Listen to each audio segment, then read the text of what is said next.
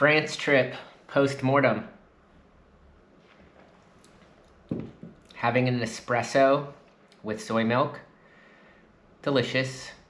I've had coffee many ways. There's been a different coffee situation in every Airbnb. I stayed in 3 Airbnbs total. The first one was in Anglet, overlooking the surf. And overall, I would say, well, I wanted to say that one was the winner because you could just have coffee and check the surf. That one's the winner. That one is the winner because you did not have to go anywhere to check the surf. The only downside to that one was that the bed was a pull-out couch. It was a comfortable pull-out couch. So there is that. There was one other thing that one did not have. Oh, it's the upside and the downside, which is basically that it had an incredible DeLonghi espresso machine, but sometimes I just want real coffee. So I wish I would have had my mocha pot with me. Ended up buying a mocha pot later on in the trip. Second place was downtown Biarritz. That one was awesome. I ended up buying a mocha pot. That only had an espresso machine.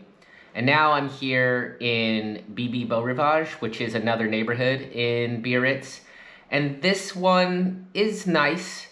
It has an espresso and then it has a drip, and the induction stove wouldn't read my Bialetti. I have found a hack thanks to my client Ben, which is to put the Bialetti in another pan. I think it's more the width of the Bialetti that the induction stove doesn't read. Anyway, my favorite way to drink coffee is from a mocha pot. I'm a little particular about my coffee, but all in all, every place was awesome. France has been awesome. Surfed twice today on my last day. Beautiful, sunny after the storm. Looks like they are in for some more stormy weather, potentially. And let's get down to where to stay, what kind of waves that we found, how hard it was to find waves or how easy it was to find waves. Kind of hard and easy is the coming attraction of that one. What to expect out of like French surfers and French crowds. And this is just a limited viewpoint. I've only been here for 3 weeks in November. I'm nowhere near local, but I'm a pretty experienced traveling surfer, and I am going to give my take on my 3 weeks in France. Here we go.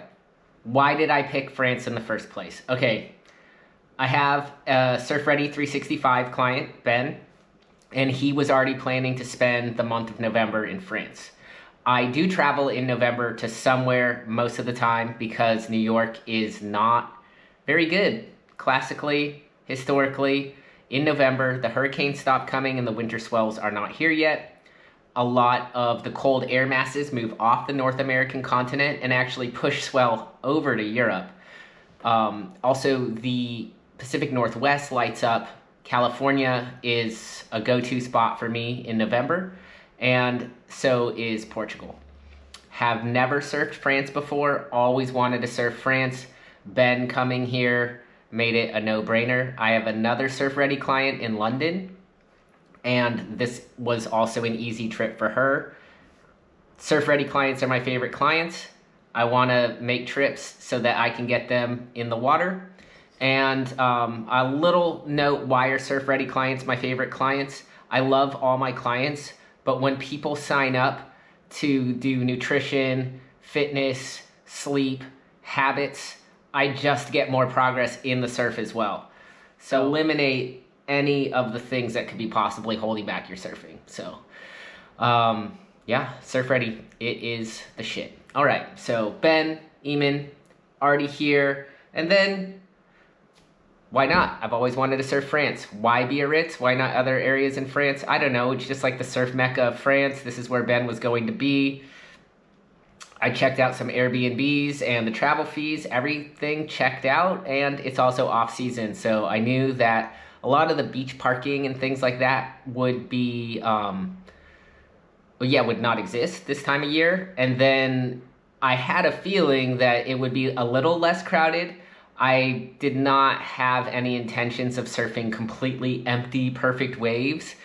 There's a booming surf culture in France, and people are surfing. People are surfing year round. People are surfing more than ever. So I don't think any time of year you come to France that you can expect to like get perfect waves alone. I did have some sessions with very few people. I had moments out like an hour, 30 minutes here and there when I was surfing a peak alone. So just like any booming surf place in the world, if you're on it, you will get those sessions.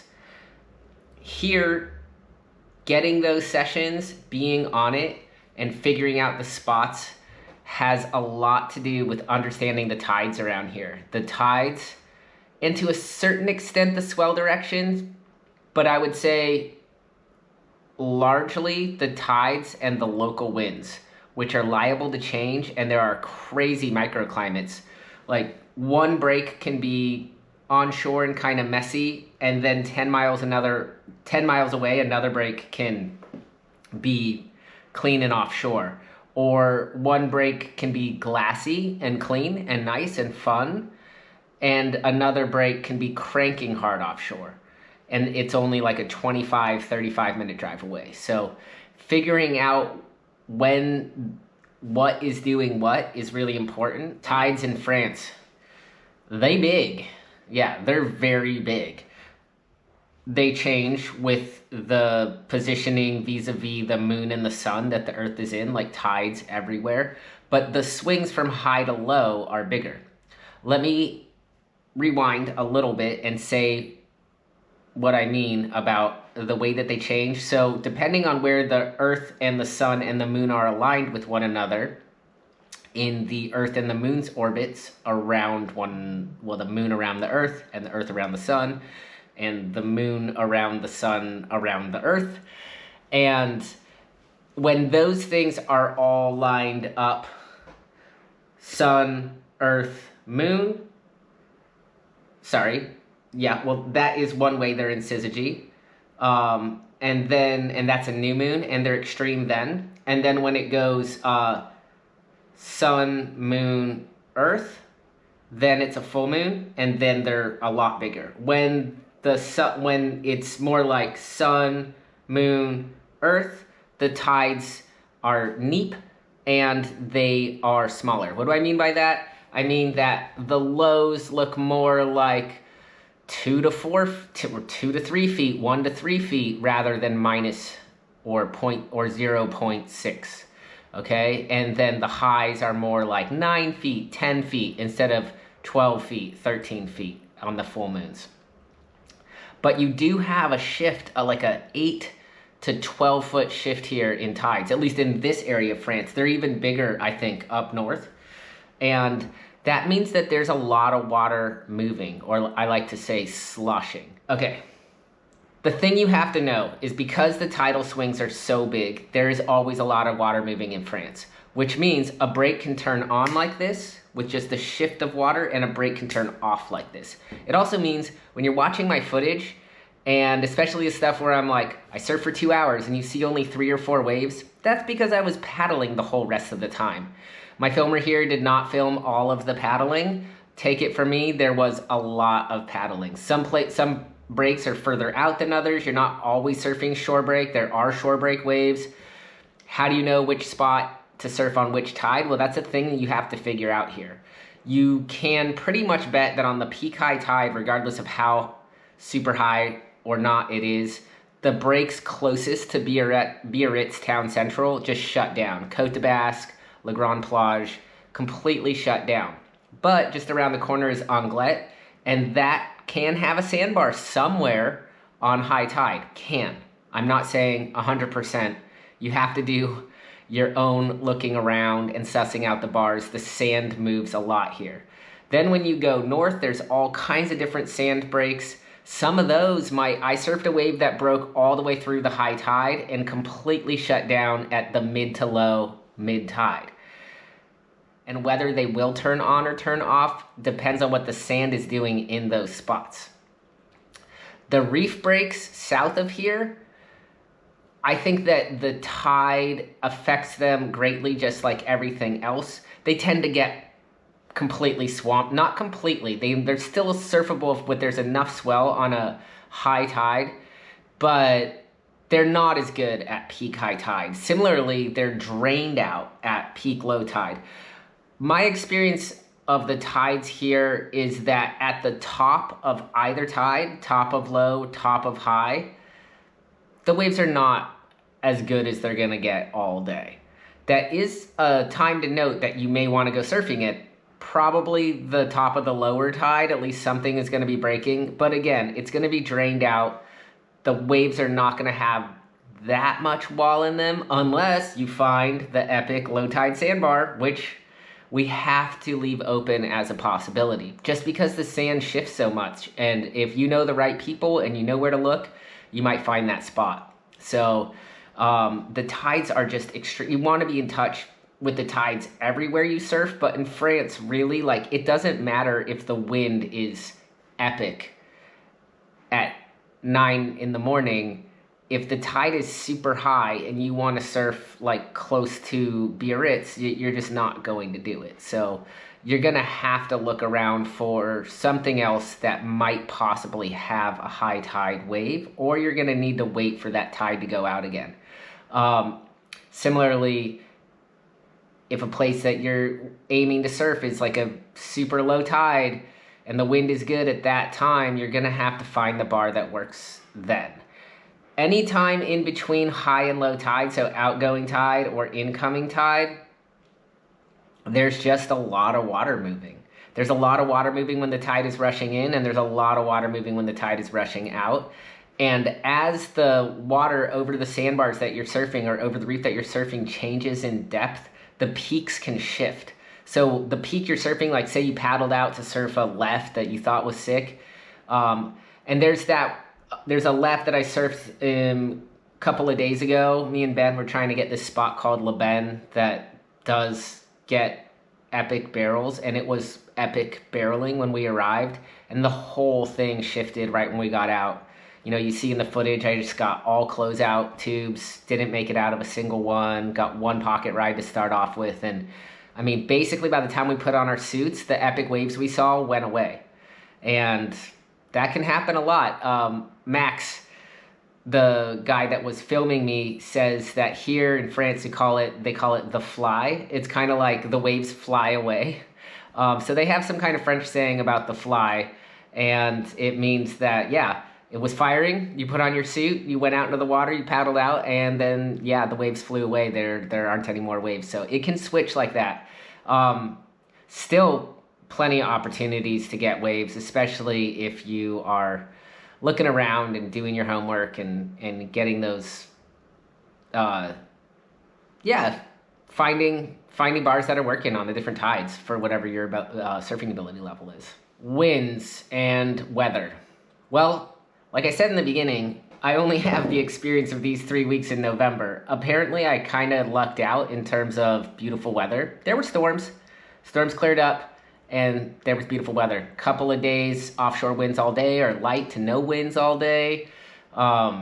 This part of France, southwest France, Basque Country, east, anything with east in it is offshore. So it can have like variations of south and north in the east. But as long as there's east in the wind or no wind, works as well. Light on shore seems to work at a lot of different breaks as well. South winds, you can just go down to Spain, straight offshore, and south winds down in Spain. Even there's spots down there, west-southwest, southwest winds. Me and Alex found a sweet little reef break. First we surfed Zerouts, which is a kind of like city beach. Just about a 45 minute drive from where my Airbnb was. And then the winds were still south and there was still swell in the water. So Alex found a place on the map, and it looked like it just was this break that was at a stream's end, and we drove to it and yeah, scored. It was a really fun wave. It was a A-frame breaking left and right, reef break. And the tide was peak low when we got there, and it was kind of drained out, inconsistent. And I made the call to let's just go surf it, you know? Like, we're here, we drove all this way.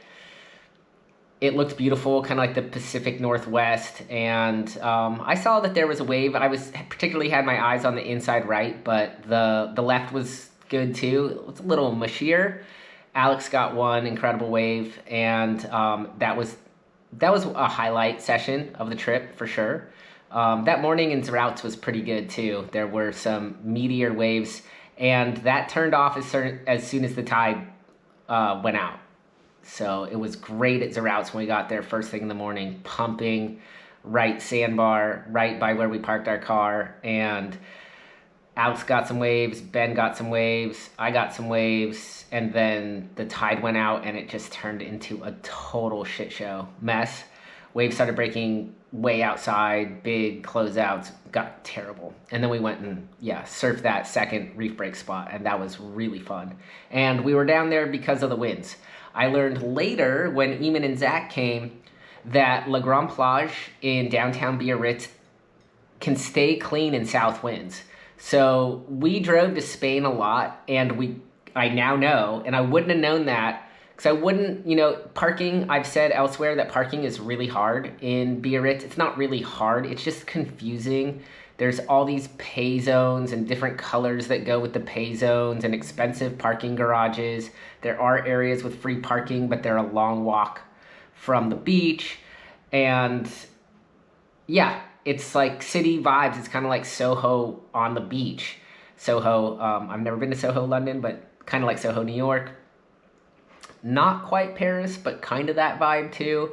And yeah, there wasn't a reason for us to check Grande Plage. Then my second Airbnb was a block away from La Grande Plage, and that operated as our clubhouse. And there's the session that Zach and Eamon and I had in the Sirocco howling southeast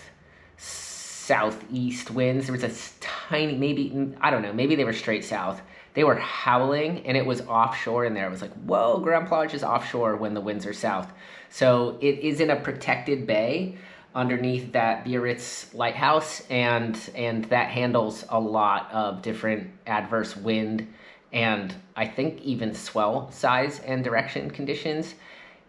It seemed to be best, the sandbars seemed to be best there at mid-tide.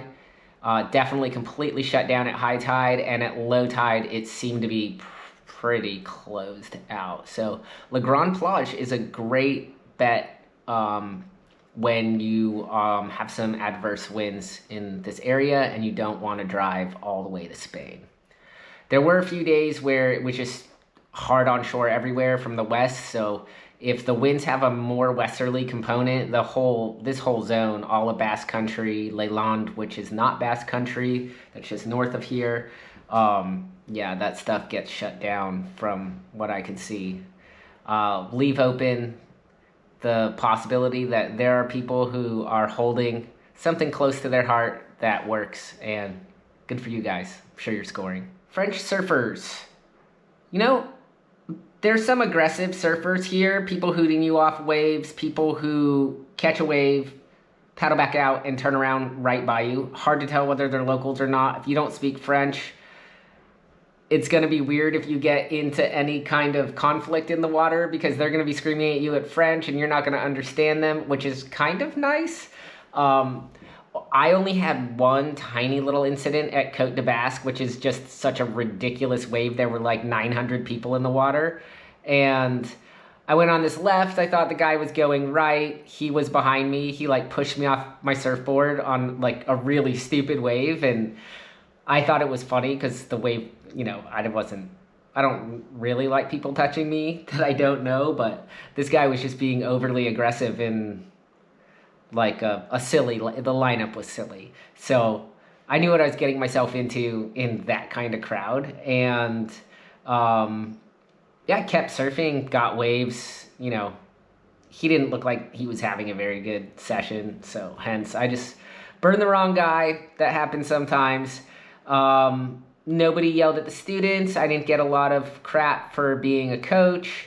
But of course, I am under the radar and don't have a surf school and don't make people wear rash guards, and a lot of times I'm filming, and everybody on these kind of trips is pretty much self-sufficient, and we're just working on notes when we go back to the Airbnb. And There are good coaches in France. If people wanted to come here and hire those coaches, I could totally see doing that. If you are interested in a surfing philosopher PhD person, the way I see it, it doesn't matter where I am in the world. Find me, hire me, let's get it done. And we will find ways to contribute to the local economy, as we always do. Yeah, the thing that I found just so refreshing, though, as I do in everywhere but America, is that thing I already said, which is once people can see you can surf and you're taking your turn, it's all good. They also appreciate, like, if you do accidentally burn them, to apologize. Je suis désolé works. If they want to be continued to be, they're not angrier than surfers anywhere else in the world. They're not greedier than anywhere else in the world. There aren't more kooks than anywhere else in the world. It's kind of just looks like a lot of places in the world.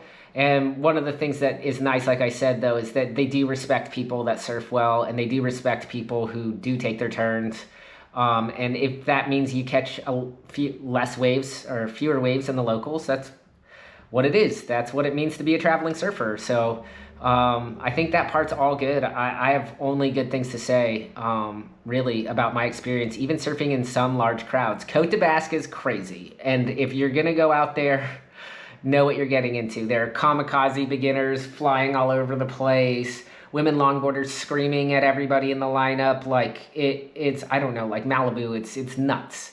But you go out there knowing what you're getting into. And that can be pedagogically helpful. Eamon and I had a really good session out there, just getting into the crowd psychology, figuring out how to sit on the shoulder and pick the peaks, like strategically go into the peak, and then strategically leave the peak to get out of the way for the sets. And it is great as a learning tool for that, because there are places like that where there are a few good waves and you want to get like what it only takes one to make your day. And Eamon got that one. I did not get it on film, but I got one of her waves on film from that session, and it was a good one. But her best wave that session, she rode all the way down the line, and it took like 90 minutes of dealing with this crowd, but it was all worth it for that. And so it's just like anywhere else in the world that way.